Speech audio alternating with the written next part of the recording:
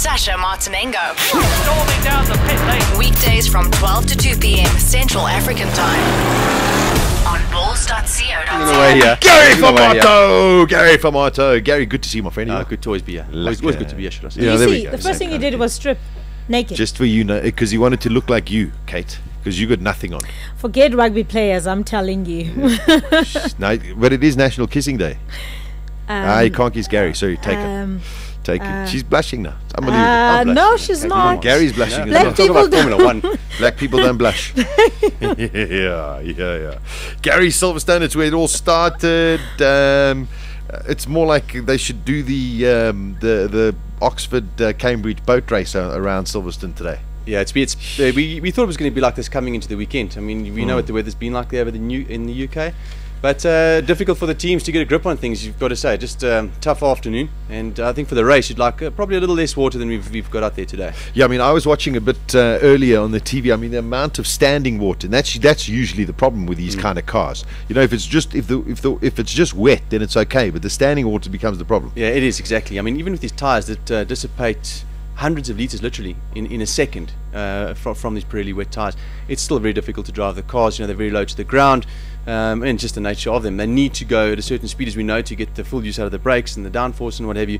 These conditions are very difficult. Yeah, it's very tough. Listen, the drivers did go out this morning. Gary, you were telling me the amount of people who are at Silverstone today in this weather. Well, unbelievably, there's 80,000 people there today. I mean, it's more than some Grand Prix get on a Sunday. Yeah. I mean, it's absolutely unbelievable. It just shows you know that Formula One is having a great season. It is the home of Formula One to a large degree. Of course, a lot of the teams, 8 of the teams, in fact, are from the UK. So everybody out there to go and watch the practice. And as you say, in the conditions. So you can only imagine what's going to happen over the weekend. Apparently, what would normally take you 5 minutes is now taking you 35 minutes in terms of traffic and getting into the track. It's always been an issue getting into Silverstone, and I must say I was there last year. We didn't have any problem. You know, everyone says it's always a mission to get to Silverstone. We didn't have any problems. We were on a bus, but we got in. But it's not as though there's highways that get there. I mean, it's a single road. So I mean, if you get stuck and there's a traffic jam, that's it. You got no option. Exactly, and it's been one of Bernie's issues with the circuit. Yeah. You know, and they have made it a lot better. As you mentioned last year, things worked pretty smoothly. But I think obviously just with the weather and the amount of people today, it's causing a bit of a hiccup. But you know, the British Grand Prix is always a great Grand Prix. Of course, you know, it so belongs on the F1 calendar. World Championship events taking place there from the 50s, the inception of Formula One World Championship. So I think everybody looking for a good race, and of course the British drivers you know, arrive here with a massive amount of support. Oh, huge support, and also quite a lot of pressure. I mean, Lewis has won here, Jensen hasn't won here, and you know, Gary, he needs a big one. He needs a big race. Huge time. I mean, he needs to qualify properly this weekend. He needs to qualify up at the front in order to make the most of it. And yes, he's come off a bad run, and of course in front of your home crowd you want to do well, but I think his best chance came honestly with the Brawn team back in his title winning year, and you know, couldn't do it then. Exactly. It is going to be hard for him to do now. Yeah, I mean, I'm just going through past winners. Alonso won last year, yes, also in inclement wettish weather. Prior to that, Webber, Vettel, Hamilton, Raikkonen, Alonso, Montoya, Schumacher, Barrichello, Michael Schumacher, Hakkinen.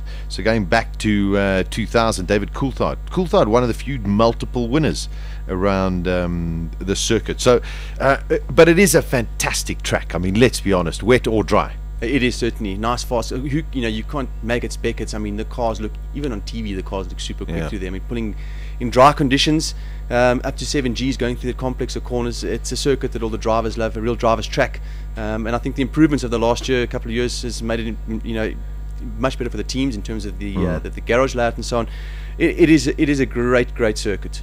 No, it is. It's wonderful. Listen, just to go through from this morning, first free practice, Romain Grosjean for Lotus just got married. Can you believe it? The other day, he was quickest ahead of Danny Ricciardo. Then Lewis Hamilton for McLaren was third. Perez, then Massa, Webber, Kobayashi, Schumacher, Rosberg, Verne, and Vettel in the top 11. But Gary, not much you can read into it. I mean, besides the fact that Kobayashi actually did 19 laps, everybody else, you know, did from 13 to 2 or 3 laps.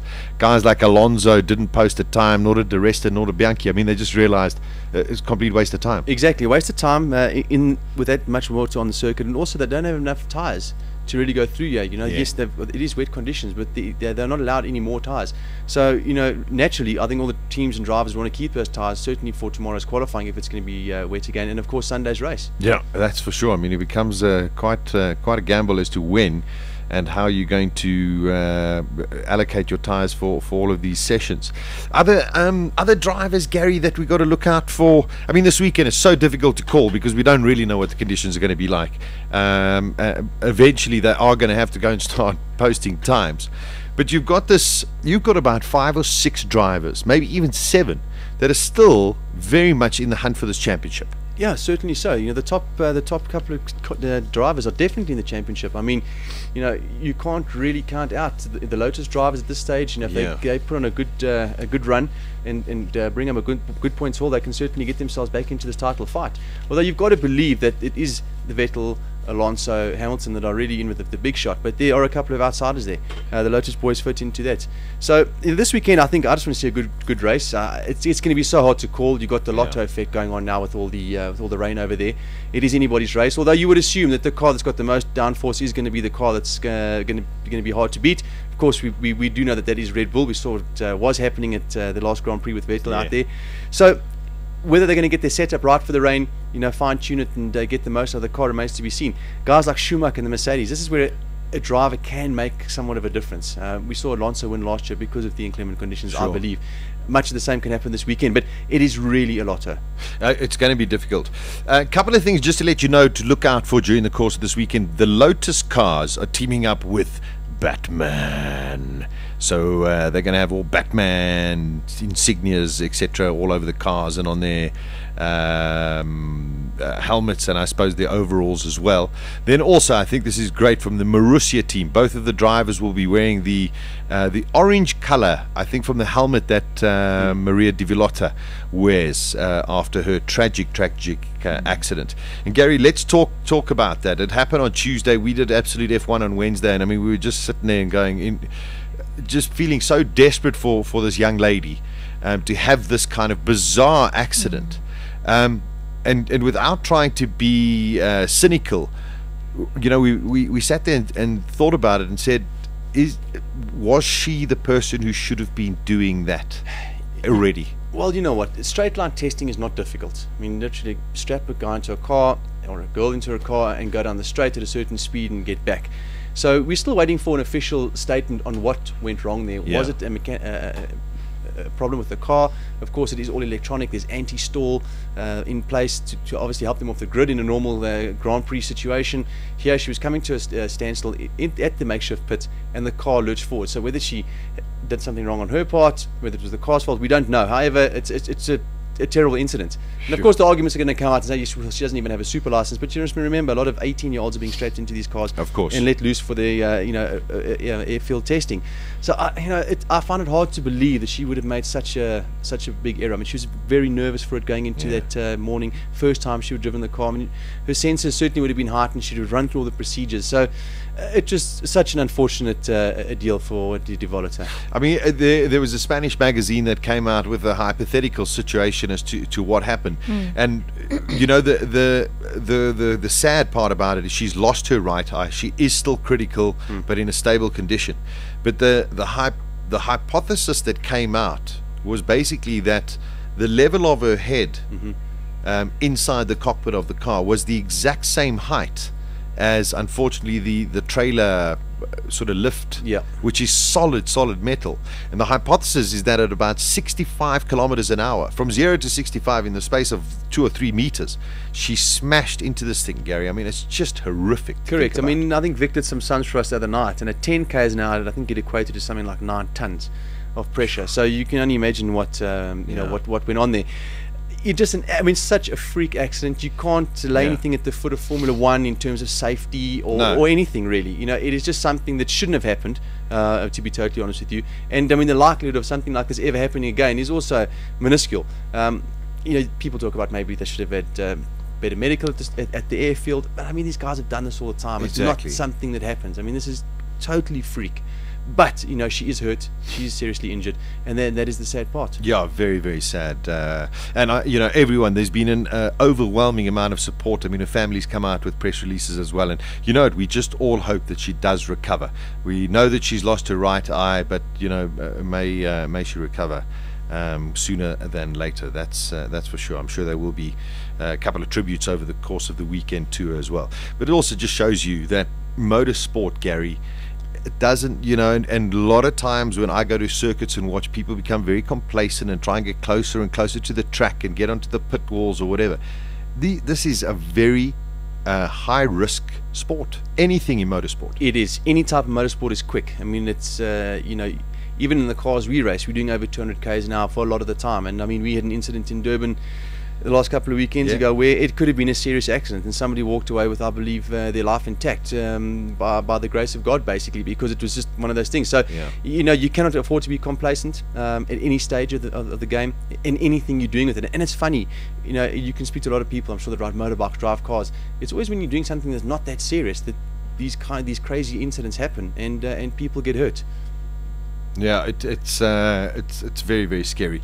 I remember the first time I ever went down to the Cape Town circuit in Killarney, and I was standing on the pit wall, behind the pit wall, and the cars came round for the first time, and I just immediately jumped back and went into the garages. I'm not standing over there, and everyone just like standing there. Oh, that's very cool.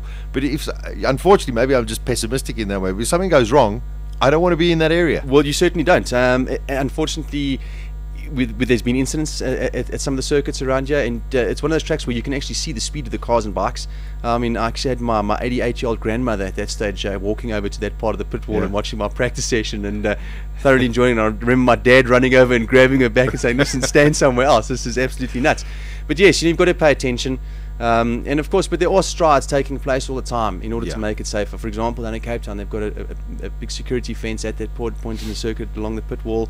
So everybody is doing their bit, and you try and make it safe all the time. Unfortunately, tracks that have been around for a while will always, there's certain bits and pieces that are not going to be as safe as some of the new circuits. That is just the nature of motor racing. Of course, we can talk about Monaco, you can talk about a lot of things, and those are the places that the drivers love going to and love driving on, because it is more of a challenge. Oh, it is, and that's the safety. Unfortunately, these things do happen, and what happened to Maria de Villota is very, very unfortunate and very, very tragic. Let's get back to Formula One this weekend. A lot of talk, Gary, at the moment about Michael Schumacher and his contract with Mercedes GP. Is he going to stay? Is he not going to stay? That's the one side of it. Mercedes going to keep him. That's the other side of the equation. Well, yes, exactly. I mean, yes, Schumacher's a big name. His luck has not been with him at all, but on occasion we've seen he can be fast, and I think this weekend he's out to prove to people that he's still got it. Can drive in the wet weather, although last year he knocked the nose off in these conditions. But you've also got to say, Nico Rosberg, has he been the benchmark for Schumacher? Has Schumacher been the benchmark for Rosberg? I don't think so. So I think Mercedes really need one of the top liners in that car if they're going to improve their team. Who's that person? I don't know. From my mind, three spring to mind. We know, we speak about them all the time. Vettel, Hamilton, and Alonso. Who else is there? Paul di Resta, we know, waiting in the wings. But is he? This is the thing. Is he what they really need? And you can only tell, I think, when you give him that opportunity in a top car. So, are you going to waste another season with Michael Schumacher, who's going to be 44 years old next year? For the sense of PR, I don't know. It's a difficult one. I would go with a younger driver, get somebody in there. You may find the next superstar, and that's going to carry your team forward. Yeah, it's a very, very tough call, I think, for both him and for Mercedes. One would never want to see Michael Schumacher sort of fired from a team, but he's getting a little bit older, and perhaps it is time to get somebody younger in there. I mean, listen, I would love to see him there, until he's 100, but it's not going to happen. I think it's going to come down to what Mercedes plans are for Formula One. There's been smatterings that things are getting too expensive, and questions being asked as to why they're actually in Formula One by some of the senior board members. We heard about that a couple of months ago. What is the long-term vision? And if there is one in place, then you certainly go with the younger driver. If it's going to be another couple of years, which they'll only know, perhaps then Schumacher's not a bad deal for you. Yeah. Other team I want to talk about, McLaren. They've had all sorts of problems when it comes to their pits and tyre stops, and specifically on Lewis Hamilton's car. Gary, I believe this last week they've done 800 pit stop practices. 800. I hope they're not too exhausted to just do 4 or 5 over the weekend. Well, no, they shouldn't be, and it's about a year's pit stops. Yeah. In a week that they've done. I mean, if it equates to about a year's worth of pit stops. But they are only 8th in the pit stop rankings this year. If you take the hiccups into account, it's not what you need if you want to win world championships. Ferrari are number 1 at the moment, and that's helped them carry a car that hasn't been as good, along with Alonso's driving and so on, into the position that they are right now. So your pit stops are crucial in Formula 1. And you've got to get to a point where, I mean, it sounds crazy, but your crew that are actually working on the car during this pit stop need to become athletes. They need to be super fast, super fit, and that's where it's going to start moving to now. So I'm sure McLaren, well, we know by practicing all the pit stop they have, it's part of it, but a lot of attention is going to be paid to it. Yeah, and also very much a silly season now as well, with everyone sort of waiting with bated breath as to what Michael Schumacher is going to do in terms of his career. There have been rumours already this year about Felipe Massa. He's had a very, very difficult year at Ferrari, but he seems to be getting better, and all of a sudden he's feeling more confident that he can negotiate with Ferrari again to stay within the team. But guys like Heikki Kovalainen, who's just driving unbelievably well, had a tough time at McLaren, was pretty decent at Renault, deserves to be in a much better car than a Caterham, and someone's going to snap him up. I mean, whether it's a Red Bull, depends on what Mark Webber wants to do, or whether or not they allow him to stay there. Where do guys like him go? I just don't know. Well, he needs to get into a better car, surely. I think one of the most dedicated drivers out there in terms of his fitness and his approach to the racing. At McLaren, I believe it was a confidence issue. I think it's for anybody to deal with Lewis Hamilton in McLaren was going to be difficult. And remember, at that point in time, I mean, the Hamilton wave was at full force. So I think his confidence has come back. However, you look at also the speed of Vitaly Petrov on a lap or two. Okay, and I say a lap or two because over the race distance, I believe Kovalainen's been a better bet. Yeah. But the other drivers up there that have got some speed, so it's a very tough call for a team to make. And again, we spoke about it previously. You're judging drivers on hundredths of a second. Oh well, he's not so good. He's not. Well, he's better than that. I mean, there's nothing in this. It's about the package and what the guy's going to do for the team and what he can do over the race distance. And I think that's what you're going to look at. And the other driver I want to talk about, Bruno Senna. He's also come out at least and said, listen, he knows he is going to have to drive better in order to secure his position at the Williams team. One has to believe that, Maldonado, he's a little bit here and there, but he's actually damn quicker. We saw that again in Valencia. He was really having a good race until the coming together with Lewis Hamilton. But also, and I've mentioned it before, we've mentioned it many, many times, their third driver, Valtteri Bottas, is a guy that definitely has to be in a car. And if Williams don't put him in now, they're going to lose him to somewhere else. Well, yes, exactly. Management, Bottas' management, I think certainly up and down the pit lane, trying to find him a seat somewhere to prove his worth. He's been quick every time he's got in the car, and another young Finn that has got it all going on in terms of the approach to motorsport, and I think is going to be certainly of benefit to a team somewhere down the line. You've got to weigh it up if you're a team like Williams. Is it worth bringing in the $12-15 million that you get from a paid driver like Senna, or putting a young star in Bottas? Maybe it's just the pure race in me. I would certainly go for the talented driver. I think the drivers are more reliable, they don't crash as often, and you're going to bring them the points, which earns you the money anyway. So that's the way I would see it. It's a tough call, but of course it is usually mid-season. That's when all of the rumors start. Gary, finally, I mean, it's difficult to say, but I mean, this weekend, do you have any favourites from what we saw perhaps in Valencia? Well, from what we saw in Valencia, you've got to believe that Alonso can do anything on any given day. I mean, you just cannot count him out. But I will go back to the fact that the cars need aero to work. It's extremely slippery. The Red Bull is that car. I believe Sebastian Vettel should be the favourite for an outright win. However, there are just too many things that are coming to play this weekend to make any call like that. Yeah, it's going to be a tough one, but I do agree. I still think the Red Bull is the car to beat, and then very close to it, I think, is McLaren, and then I think you get the likes of Lotus, Ferrari, and Mercedes. But what Alonso has been doing is rather extraordinary. They'll be hoping that whatever the weather conditions, it makes a balance for everyone. Yeah, that's right. No, I hope so too. It's, I think, one of the safest circuits out there. So if it is going to rain on a circuit, let it be Silverstone, and let's have a good race. Yeah, I think we're in for a great one. Don't forget, free practice 2 is at 2 o'clock this afternoon, 7:30 tonight on television. You can catch the highlights package tomorrow at 10 to 11 is free practice 3. Then at 2 o'clock will be qualifying, 1:30 this coming Sunday. All of the action on Supersport. Gary, thanks, Mark. gears on bulls.co.za with Sasha Martinengo. He's kept himself out of trouble. Weekdays from 12 to 2 p.m. Central African Time.